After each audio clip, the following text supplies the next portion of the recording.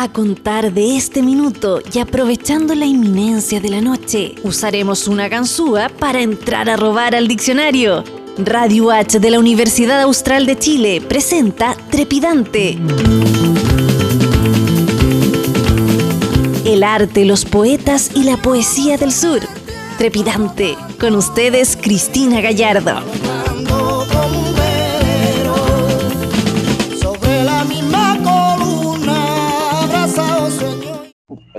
Bienvenidas y bienvenidos a un nuevo Trepidante.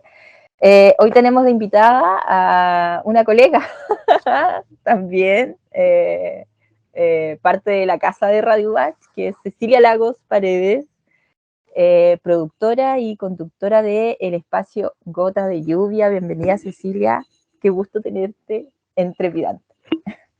Gracias, Cristi. Qué agrado volver a estar conversando contigo en radio. Ya nos habíamos encontrado en un programa que hicimos en conjunto en unos tiempos esperanzadores. Ficción, vamos a llamarle ficción. Unos programas de ficción. Sí, pues hace harto tiempo, bueno, tampoco tanto tiempo, eso fue el 2020, si no me equivoco. Sí, por ahí. Pandemia, ¿cierto? 2021, sí. Parece que hubiese sido mucho tiempo atrás, ¿no? Sí, donde estuvimos hablando acerca de, se unieron estos dos programas vinculados a las letras y estuvimos hablando sobre la importancia de la lectura en lo que podría haber sido una nueva constitución. El derecho a la lectura era. El derecho a la lectura, sí, el derecho a la lectura. Y claro, bueno, eso ya lo damos por enterrado, porque en esta no creo que venga algo ni pensar parecido en temas de derecho. Igual ahí la invitación es a leerla, ¿no? Sí, claro, sí. ¿Tú no has leído esta nueva propuesta? No, la verdad es que tampoco me parece tan atractivo leerlo, pero creo que es necesario para poder hacer los juicios y que no nos pasen gato por liebre y terminemos diciendo que vamos a rechazar porque nos pueden quitar la segunda casa que no tenemos. Por ejemplo. Sí, curiosos fenómenos han pasado en este paísito. Bueno, pero vamos a tierra derecha. Gota de Lluvia, Cecilia. ¿Cómo surge este espacio dedicado a la literatura infantil? Es un proyecto familiar, que surge como un proyecto familiar, en el fondo de hacer algo de manera conjunta. Yo soy profesora de lenguaje, mi compañero es periodista, y con dos hijos la literatura entra bien fuerte en algunos casos, ¿cierto? Y fue así como pensar en hacer algo que nos vinculara a ambos, y también en cómo dar o generar un espacio, que yo creo que eso era algo que venía dando vueltas hace hartos años antes de que surgiera Gota de Lluvia, de generar espacios de cultura en medios de comunicación, de cultura infantil.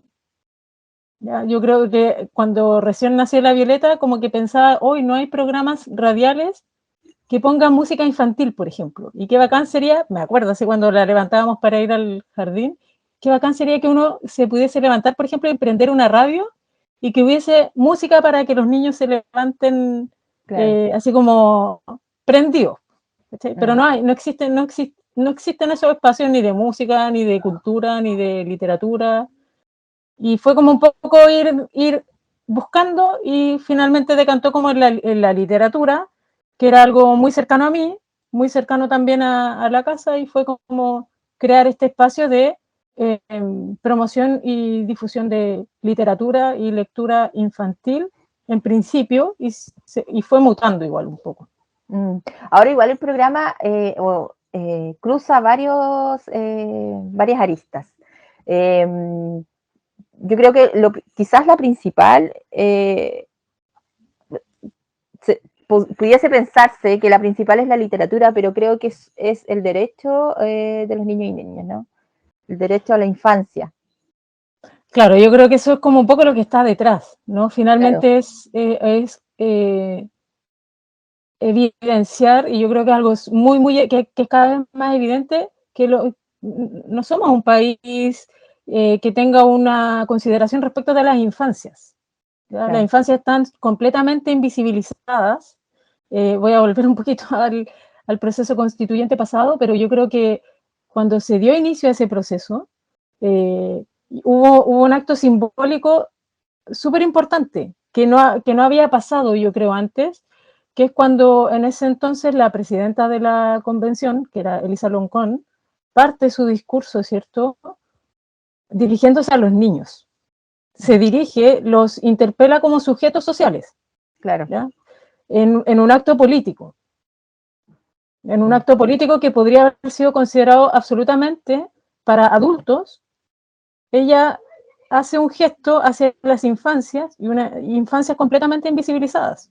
En la Constitución actual, probablemente en la que no hemos leído, también están invisibilizados, ¿ya? Más allá de estos patrones como súper patriarcales o paternalistas, pero las infancias están invisibilizadas y en los medios de comunicación y respecto de la cultura y de sus derechos en general, hay muy poco. Sí, creo que en algún minuto también lo conversamos, y que esa invisibilización lo cruza todo también. Cruza el arte muchas veces, cruza lo político, cruza hasta, me atrevería a decir que lo educativo. Pero efectivamente no están presentes las voces infantiles, no solo como voces, sino como sujetos de derechos, ¿no? Que tienen una opinión, una voz y que necesitan decirla y ser escuchadas.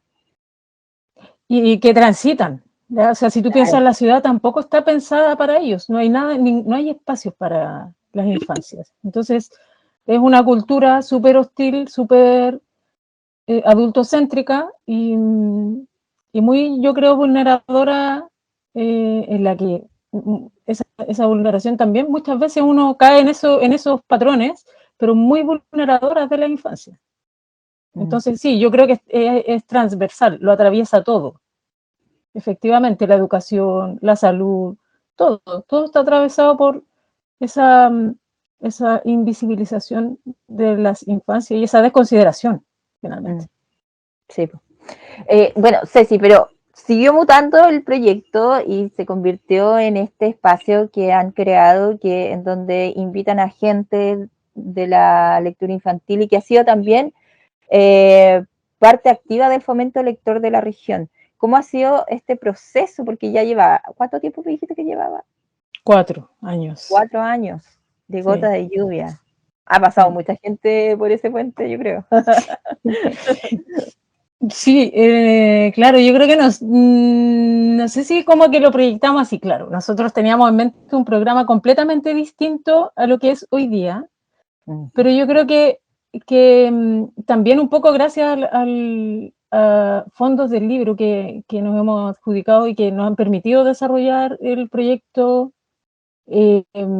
con financiamiento, que eso es súper importante, se ha ido acercando de a poco a lo que a esa idea original, ya que era finalmente nosotros pensábamos en un espacio en que no solo se hablara de literatura infantil y fuesen adultos, porque eso es lo que finalmente hoy día tenemos, ya somos adultos hablando de literatura infantil, ya sea creadores, ilustradores, editores, pero siempre es el mundo adulto. Y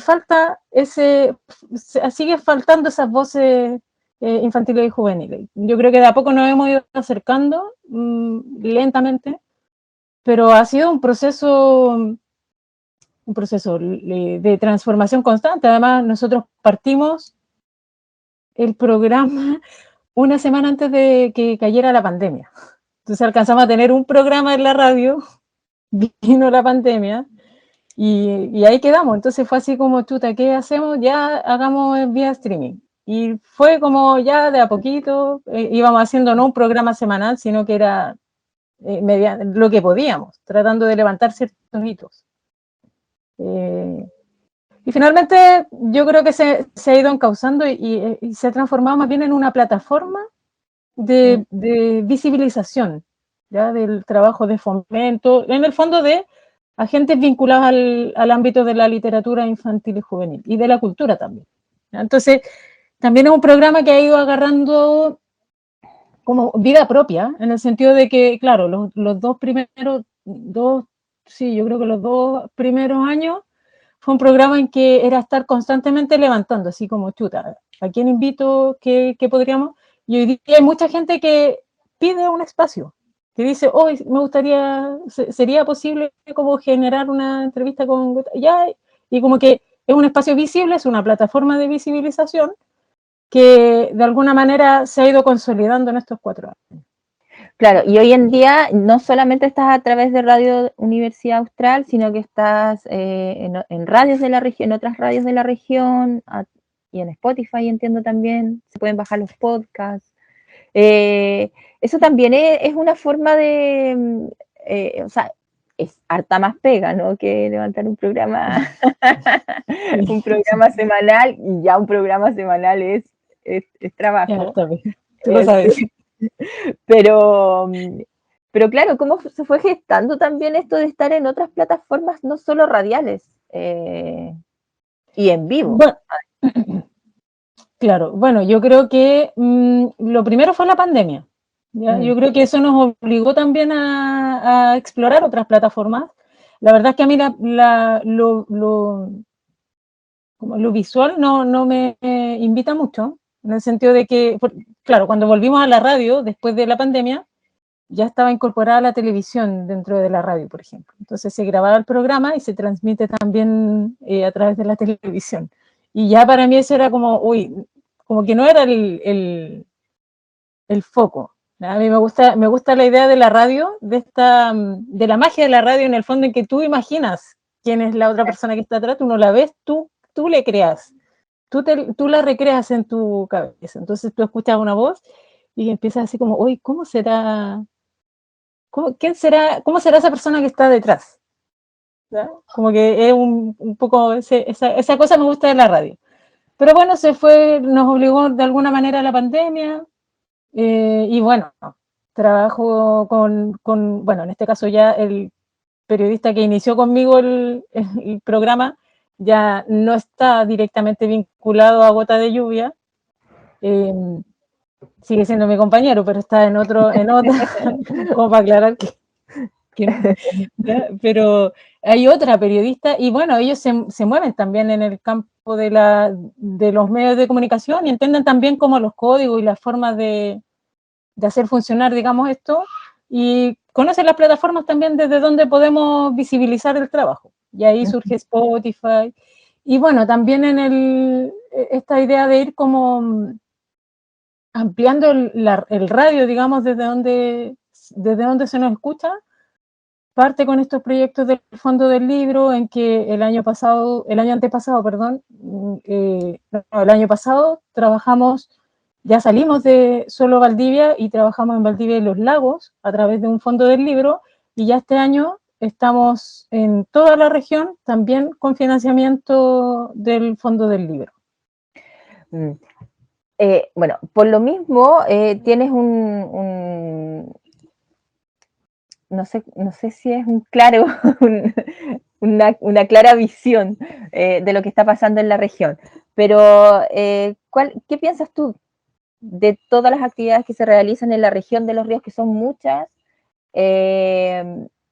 Si todas efectivamente cumplen con esto de ser fomento lector, que también me gustaría que cuestionáramos un poquito ese concepto de fomento lector y de que todo tiene que estar ligado como al fomento lector, si es efectivo o no es efectivo. ¿Cuál es tu diagnóstico al respecto?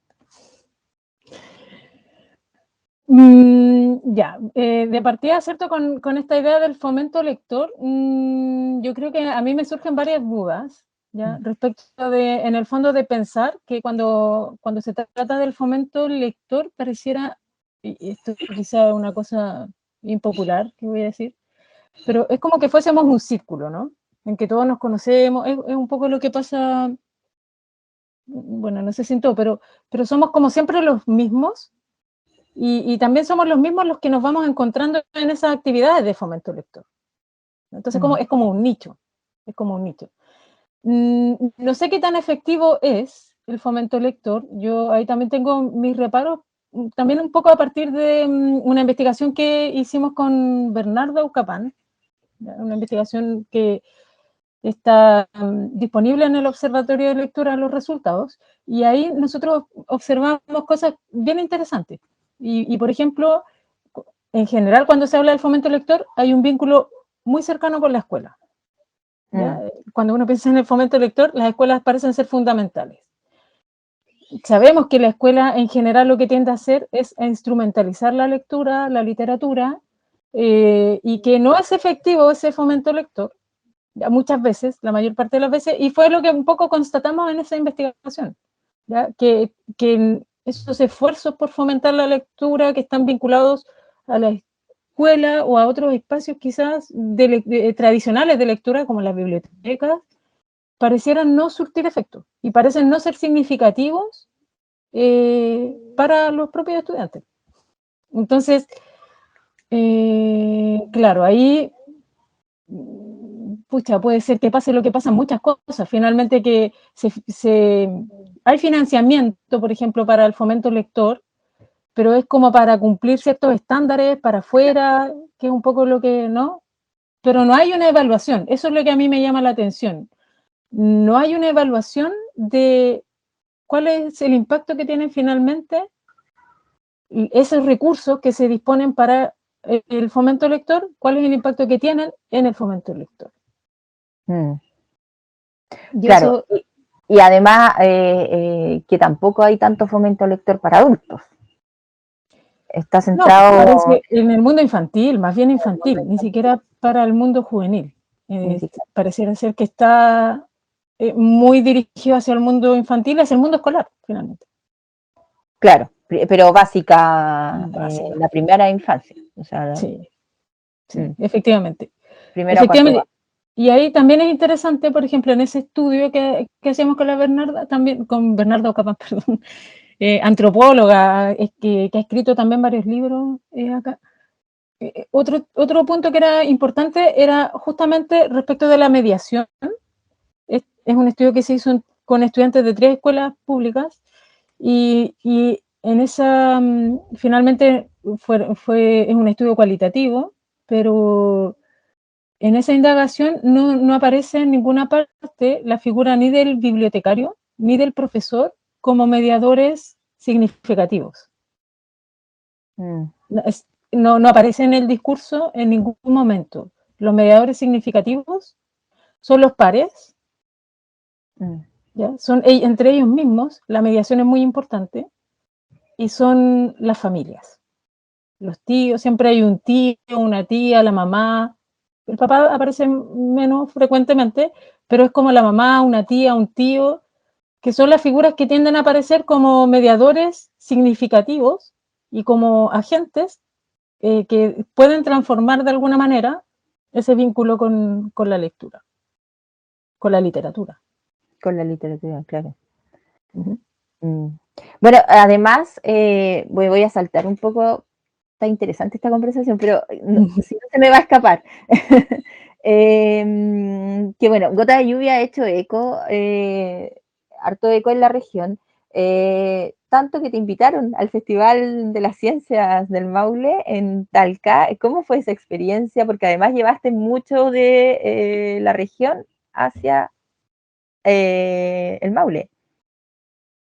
Sí, pues eso, bueno, fue una invitación igual sorpresiva, súper significativa porque en primer lugar hay un reconocimiento a una trayectoria de Gota de Lluvia, que yo creo que eso es súper importante, que habla un poco de esa consolidación, ¿verdad? Claro.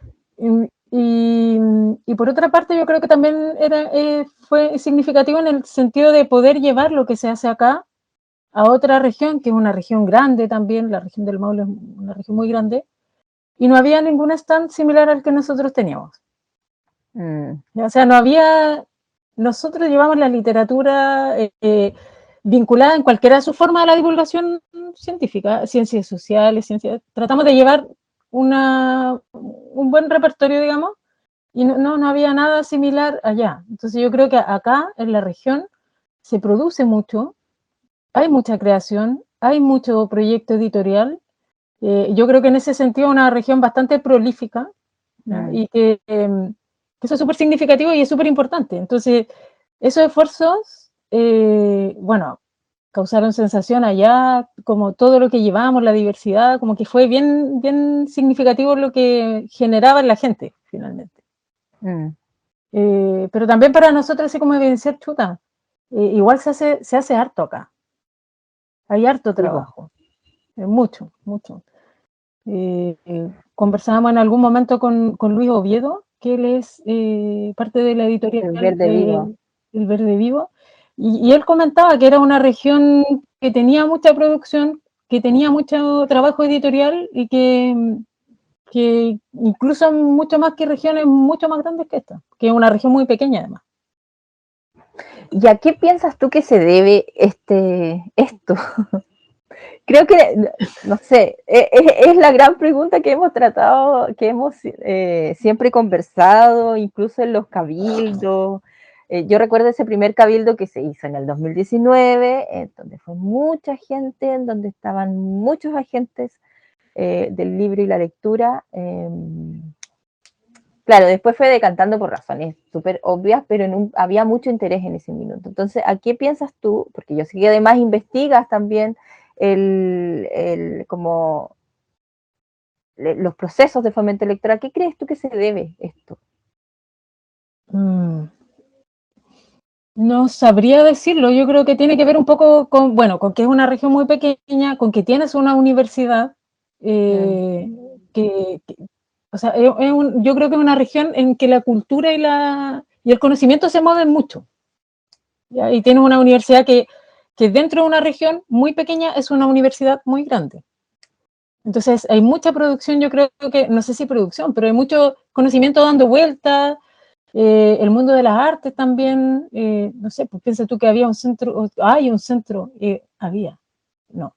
vamos a decir hay, ¿ya? El centro de estudios científicos, por ejemplo, en una región muy, muy pequeña. Entonces yo creo que hay no sé qué será, en realidad no tendría buena respuesta, pero quizás también puede ser que es una región de paso, y ese paso está vinculado al desarrollo cultural, artístico, al paso por la universidad. Yo creo que la universidad es un factor fundamental. No tengo certeza, pero intuyo que por ahí va la cosa. No, pero intuyo que por ahí va un poco la cosa. Una universidad que también tiene una facultad de artes. Claro. No todas las universidades tienen facultad de artes. Entonces yo creo que de filosofía, yo creo que algo de eso tiene que haber. Y con gran tradición también, o sea... Exacto, o sea, es como es la universidad con tradición del sur, claro, ya de la zona sur. Entonces yo creo que por ahí algo de eso tiene que haber. Creo, no sé. Ahora, igual hay algo que me parece súper importante respecto de la producción y de lo prolífico que es, que siendo muy prolífico hay muchos autores que están casi en el anonimato, así que son súper invisibles, que es lo que nosotros hemos podido, hemos tenido el privilegio, digamos, de ir como conociendo y de ir como observando también en el ciclo actual de Gota de Lluvia de Territorios Creadores, en que la propuesta era relevar a un agente de cada comuna. Y nos hemos encontrado con agentes que no son canónicos, por decirlo de alguna manera. No están dentro de ese círculo más reconocido, más reconocido y que son más visibles, sino que son más bien agentes invisibles, pero que han sido reconocidos en otros ámbitos, ya sea a través de premios, a través de la publicación de sus obras, y que para nosotros eran desconocidos. Claro. Claro, eso también tiene que ver mucho con el centralismo propio de toda capital, ¿no? Sí. Sí. Que, claro, también hay que decir que Valdivia es Valdivia al ser capital también es está pensando siempre en sí misma y no abre estos espacios hacia afuera. y no reconoce tampoco los espacios hacia afuera. Entonces ahí sí que hay un trabajo grande por hacer, creo, ¿no? Un desafío. O Un sea, desafío enorme. hay lugares que es algo que uno podría parecerle inverosímil, pero hay lugares donde la biblioteca no llega. Las bibliotecas no llegan. Y no hay bibliotecas Claro. Sí, dentro de la justamente región. te iba a preguntar de eso, ¿cómo has visto el acceso también? Porque llevas este programa a lugares que son también, no sé si alejados necesariamente, pero son otros espacios que no son el centro. ¿Y cómo funcionan ahí? ¿Cómo funciona el acceso al libro? No solo para las infancias, sino que para todos y todas las personas de esas comunidades. Mira, yo creo que con respecto al acceso pasa algo bien, bien llamativo quizás, yo creo. En general, yo creo en Chile. Y es que cuando tú preguntas por la lectura, siempre está así como en la boca de todos esta idea de que el libro es caro. Y es como Claro. el primer argumento. No, yo no leo porque el libro es caro. Y ese es como argumento base. Y nunca está la idea de que la biblioteca, o sea que para leer no necesitamos comprar un libro. Que están las bibliotecas públicas, que son lugares que se han ido actualizando también, no solo en términos del corpus de texto y de literatura que ofrecen, sino también de las prácticas. ¿Ya? Yo creo que eso es súper importante, en el sentido de que si te atrasas con un libro, las sanciones no puede ser una sanción que en el fondo termine inhibiendo la posibilidad de leer. Yo creo que en eso se han ido actualizando, pero aparece poco la idea del derecho a la lectura, porque eso no es parte del discurso, no es parte de algo que tengamos instalado, así como, hoy yo tengo derecho a leer, tengo derecho a que, por ejemplo, en mi barrio haya una biblioteca. Tengo derecho, no es una exigencia, entonces siempre está como vinculado. Ahora, claro, yo creo que en los sectores rurales pasa un poco eso, lo que te comentaba, o sea, hay sectores en que no hay biblioteca, no llega a la biblioteca, no llega al bibliomóvil, o llega cada 15 días, y es todo un desafío. Y en esos lugares, por ejemplo, nosotros cuando entrevistábamos a Mabel, por ejemplo, Mabel Sea, que ella una escritora de Los Lagos, muy joven, para ella la biblioteca escolar fue fundamental. Y después la biblioteca municipal. Las bibliotecas abiertas, digamos, que entregan este acceso, para ella eran fundamentales. No es la primera persona que lo ha comentado, que estaba en el programa y que están en sectores más alejados de la ciudad, digamos, que las bibliotecas escolares fueron significativas y que las bibliotecas municipales también son significativas en ese vínculo con la lectura, ¿no? Pero claro, parece ser más bien, no es como lo tradicional. Yo creo que la biblioteca no es un yo creo que no es un espacio en general concurrido, las bibliotecas. Ni las bibliotecas escolares, ni la biblioteca municipal. Yo creo que la biblioteca municipal se ha ido visibilizando, ha hecho un trabajo bien interesante, yo creo, pero...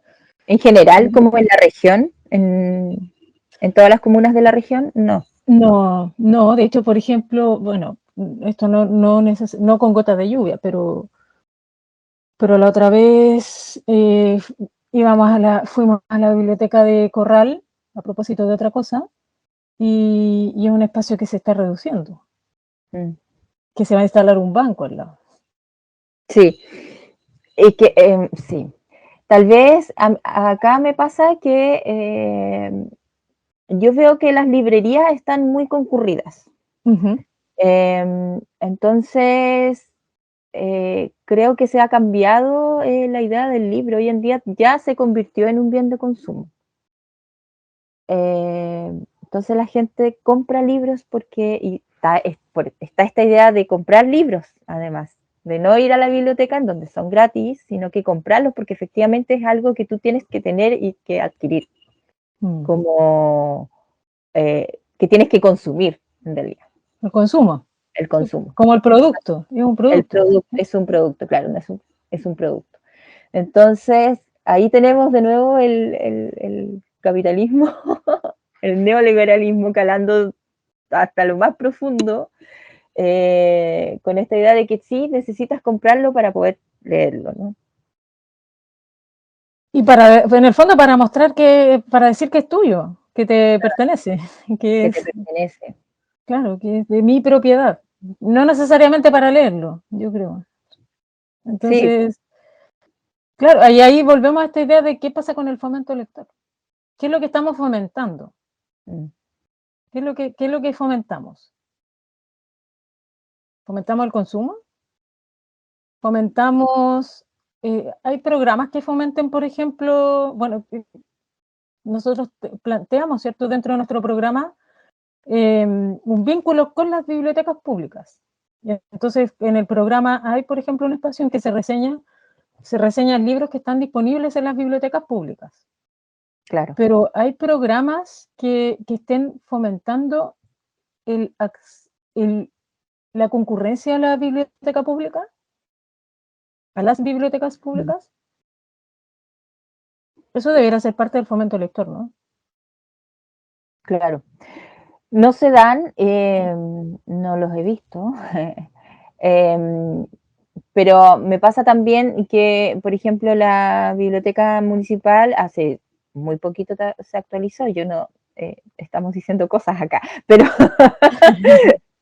pero claro, o sea, llegó un poco tarde también. Cuando fue la pandemia, pasó un año de pandemia y recién estuvo esta logística de ir a llevar los libros a la casa, que entiendo que también existe ahora. Entonces, mi pregunta es que, claro, se trabaja mucho en torno al fomento lector, se habla mucho, se discute mucho, pero las acciones llegan tarde siempre. Entonces, ¿qué está pasando que no se está cuajando la acción rápida? Yo creo que lo que pasa, Cristi, es algo que yo creo que también hemos conversado, pero yo creo que en general Chile no es un país en que la cultura en general y la literatura y la lectura en particular sea relevante. No es parte, así como las infancias son invisibles, no son relevantes, no es parte de lo relevante. Entonces, tú prendes la tele y no hay programas culturales salvo un canal, que es un canal, ¿cierto? El canal así como cultural NTV, que no sé si tiene, si está como disponible, abierto sí, en todas partes. Tiene señal abierta. Al campo por lo menos cuando capaz llega, claro, está, digamos. Pero tampoco hay tanta difusión al respecto. No hay difusión y no es parte de la parrilla programática de todos los canales. Claro. A eso voy.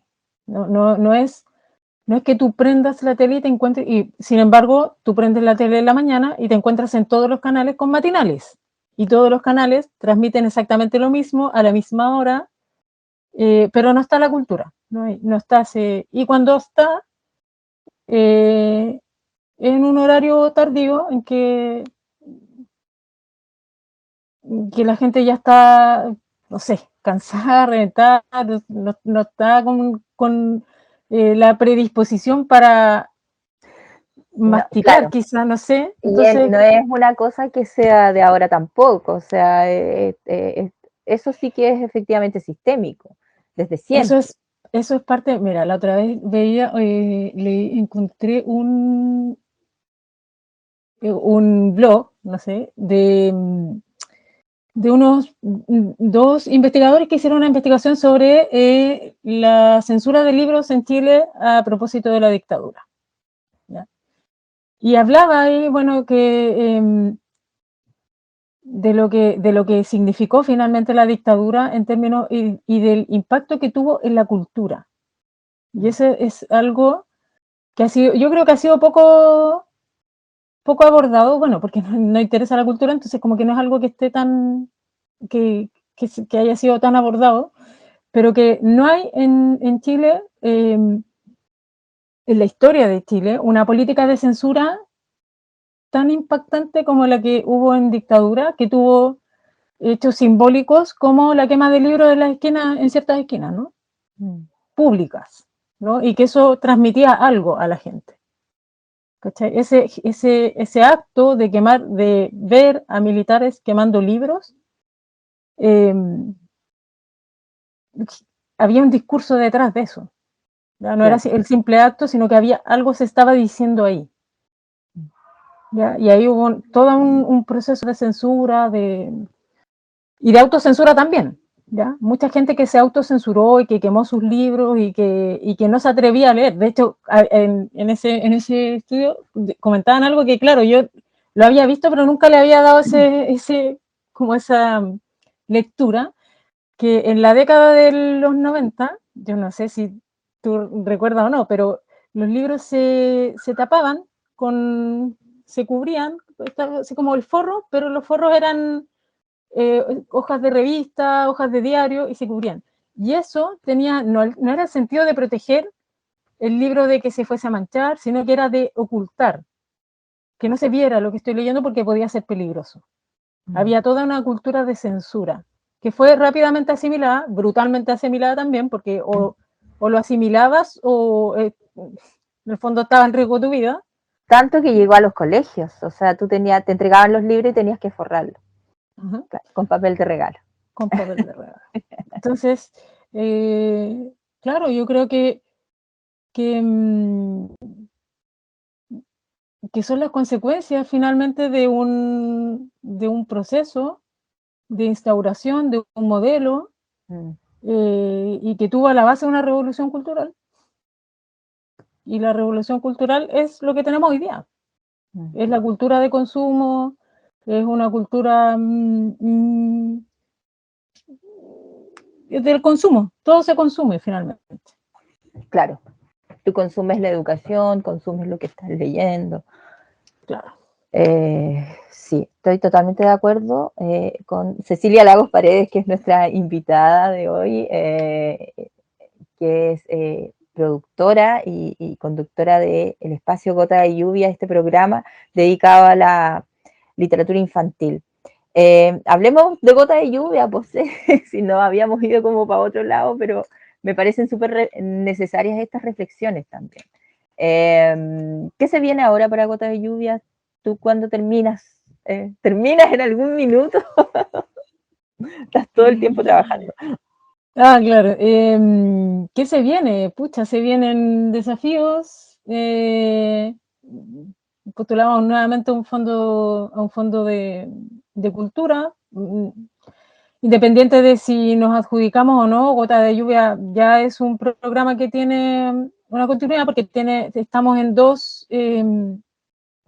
como en dos bandas, ¿no? Estamos por una parte con el ciclo tradicional, que es este ciclo en que entrevistamos a una gente vinculada a la lectura o literatura, y es solo eso, y está el ciclo más producido que sale en toda la región, que tiene varios espacios, que tiene este espacio que para mí ha sido súper significativo, el espacio generado por Teatro Periplos, ¿no? Que son los que finalmente se hacen cargo de reseñar los libros que están en las bibliotecas públicas y de alguna manera hacer una reseña dramatizada, que hacen un trabajo muy bonito. Aprovecho de mandarles un saludo a Marcela y a Domingo, que son integrantes hoy día del equipo de Gota de Lluvia, al igual que Natalie Gilbert. Y el desafío es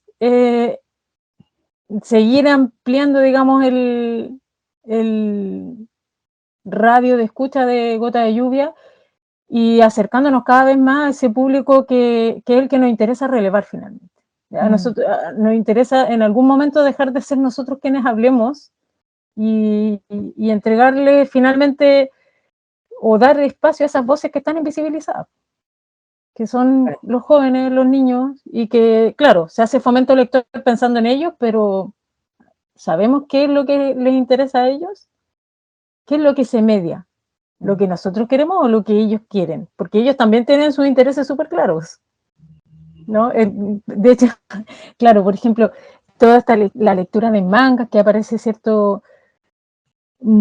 Que es algo demonizada, muchas veces demonizada, sí. Y que no está disponible en esos espacios tradicionales de lectura. No está disponible ahí. Entonces también ahí el fomento lector, ¿qué se fomenta? ¿Quién fomenta? ¿Cuáles son esos criterios para fomentar? Hay harto que hacer ahí, yo creo.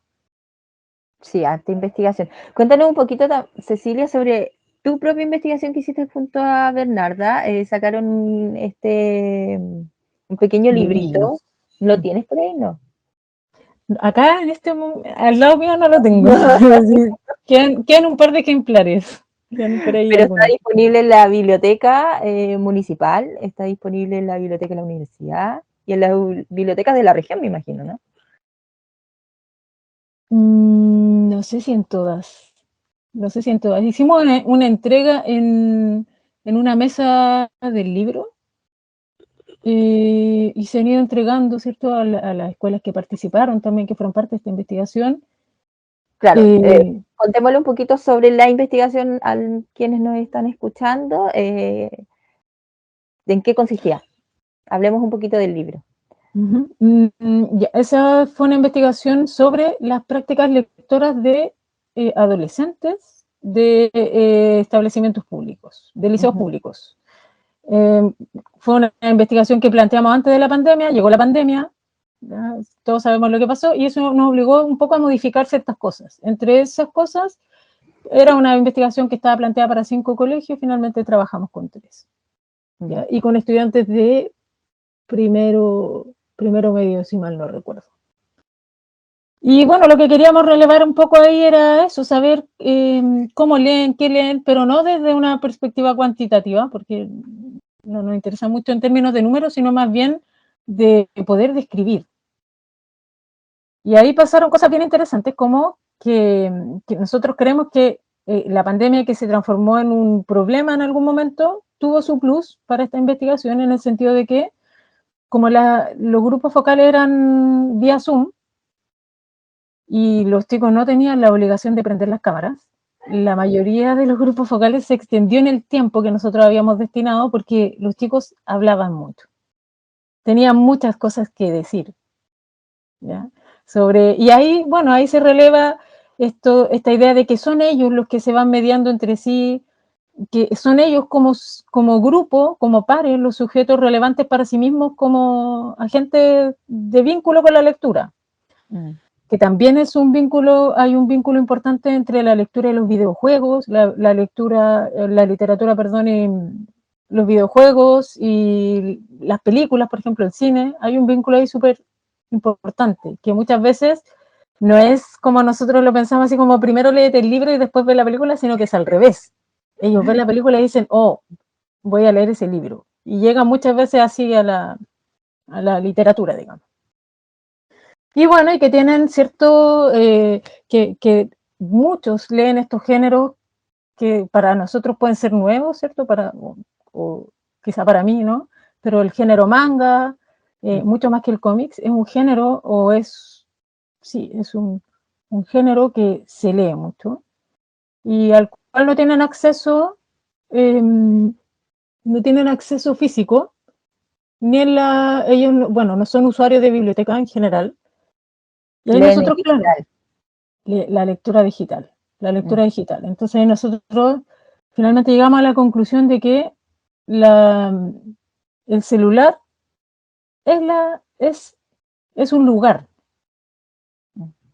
Es el lugar de lectura. Porque cuando tú les preguntas, bueno, ¿y qué necesita? Que tiene que tener una biblioteca para que tú te acerques. No, que pueda conversar, que pueda escuchar música, y es en el fondo lo que ellos hacen cuando están en el teléfono. Cuando ellos están en el teléfono, a la vez que están leyendo, están escuchando música, están jugando video, están conversando entre ellos. Entonces, este dispositivo finalmente le ofrece ese espacio y no necesitan un espacio físico, porque pueden ir caminando y pueden estar ahí en ese lugar que ellos describen Llevándose. cuando describen la biblioteca. Entonces es como, wow, sí, es un lugar de lectura y es por excelencia, aunque ellos reconocen ciertas limitaciones del dispositivo, pero además es un lugar al que, aún no teniendo recursos económicos, ellos pueden encontrar lo que leen gratuitamente. Entonces le ofrece todo lo que uno podría pensar que debiese tener una biblioteca: acceso gratuito, Claro. la comodidad. Entonces es un lugar con el que es difícil competir, yo creo. Sí, es un gran desafío también para las bibliotecas y constante renovación de los espacios que tiene que tener. Yo creo que hace muy poquito tiempo se está desacralizando las bibliotecas, hace muy poquito tiempo. Y se están convirtiendo en estos espacios, están teniendo, se puede hablar ahora, Claro. a pesar de que siempre tienen que tener como este lugar de silencio, porque efectivamente hay personas que lo necesitan. Claro, se están juntando en grupo, el lugar de encuentro en grupo. Yo que trabajo en la biblioteca de la Universidad Austral, es el lugar donde van a hacer trabajos, donde necesitan hablar, donde necesitan estar, un lugar para estar. Y el libro como objeto está pasando a otra etapa, ya no es tan trascendental. Como el objeto, me refiero a como el papel, sí, ¿no? Claro, tiene que ver con las condiciones materiales también. Sí. Sí. Sin duda. Sí. Sí, pensaba que, claro, uno piensa así. Yo siempre pienso en el modelo de biblioteca. Yo creo que la biblioteca de Santiago, que está ahí ubicada en Matucana, ese es un modelo de biblioteca que que se supone que se va a replicar, pero debiese, porque ofrece todos esos espacios que ellos definen y es un espacio finalmente al que tú no te sientes, tú vas y no te sientes vigilado, ¿ya? Que esa es otra cosa que ofrece también, que yo creo que ofrece el dispositivo celular. Cuando ellos leen a través del dispositivo no hay un control. Cuando van a la biblioteca hay un control. Claro. Y ahí hay algo interesante también. Sí, sí, súper. Y ahí también me gustaría hacer una mención a las bibliotecas comunitarias.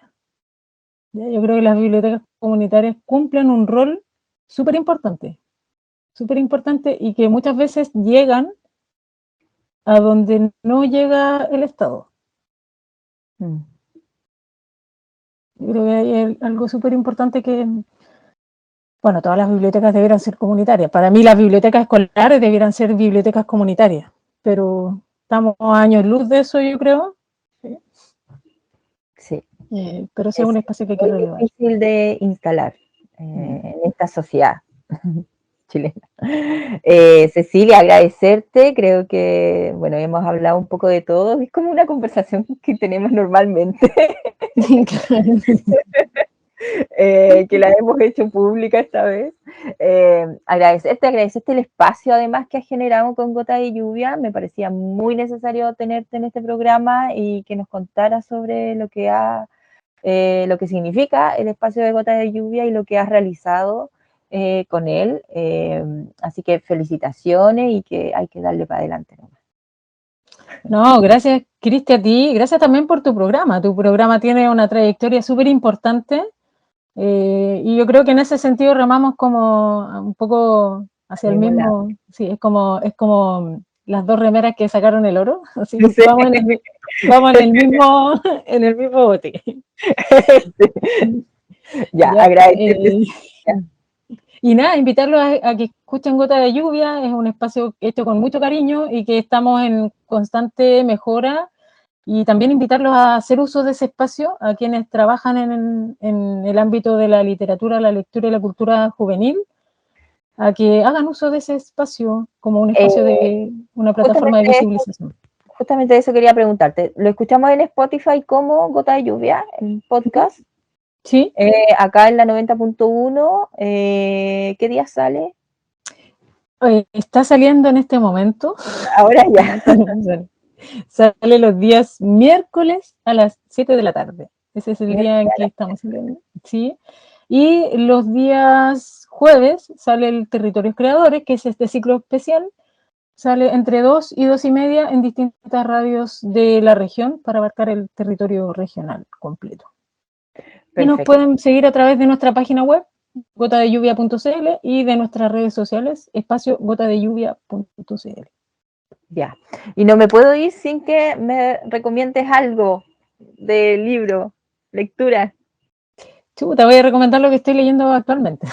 Ya. Ya no lo tengo acá, pero se llama Literatura Infantil de Zambra. Sí, es literatura infantil de Zambra, sí, me cautivó. Es una escritura bien mixta, podría decir como bien híbrida, y es de alguna manera, es la escritura es un padre que escribe a propósito del nacimiento de su hijo, va un poco reflexionando y volviendo hacia su pasado, de su vínculo con la literatura y reflexionando sobre la literatura infantil. Y está muy bonito, muy interesante, sí, muy interesante. ¿Y hay cuestionamientos o no necesariamente? Pocos, yo creo pocos, sí, pocos. Sí, pero igual hay cuestionamientos, pero poco, sí, poco. No tan en profundidad. Pero eso es súper importante, Cristi. Yo creo que también invitar a todos quienes estamos en este ámbito de la lectura, el fomento lector, la literatura, a cuestionar lo que se va estableciendo finalmente, y esos discursos que se van estableciendo, yo creo que es súper importante que no se cristalicen. Claro. Porque... Sí, efectivamente. Sí. Y ponerle atención también, porque ponerle atención a qué es lo que estamos fomentando, como lo decías tú hace algún rato, ¿no?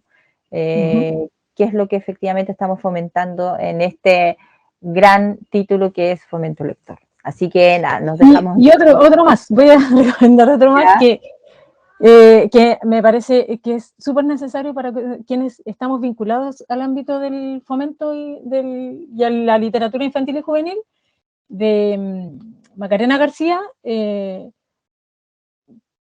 llama Repertorios... se me fue el nombre, dame un segundo. Déjame buscarlo, así que San Google lo va a tener.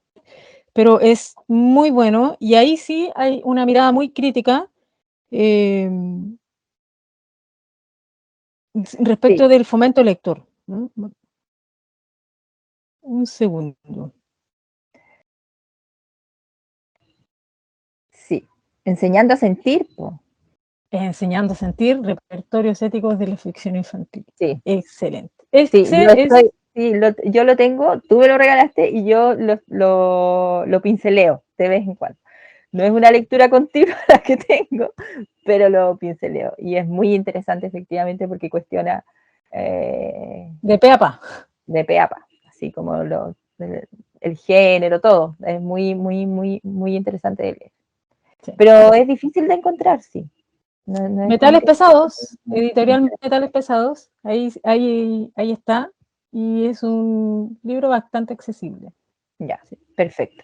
Ya, nos quedamos en eso. Yo estoy aquí con la María José, que no lo había leído, El hombre del cartel, así que lo estamos iniciando y pinta bien. A mí me encanta, ella tiene una sensibilidad muy particular. Así que... ¿Y Cram? ¿Lo leíste, Cram? Sí, qué bello, me encantó. Sí. Me gustó fuerte mucho. Igual. Sí, sí, pero me gustó mucho. Creo que sí, muy lindo. De hecho, estaba pensando que lo leyera mi hija, pero no sé, algo nos está pasando. Es que... en la edad. También las trayectorias no son continuas. Las trayectorias lectoras no son continuas. Y eso es súper importante también tenerlo presente. No, lo importante es que siempre vuelve. Es un refugio. Así que nos quedamos con eso. Gracias, Cecilia, por esas recomendaciones y por estar en este programa. Muchas gracias a ti, Cristi, por invitarme. Éxito también para ti. Gracias. Nos vemos nosotros entonces el próximo jueves con un excelente invitado, como siempre, o invitada. Chao, chao. Es todo por hoy. No cantaremos a las rosas, las dejaremos madurar para hacer mermelada de mosqueta. Trepidante regresa el próximo jueves en Radio Universidad Austral de Chile.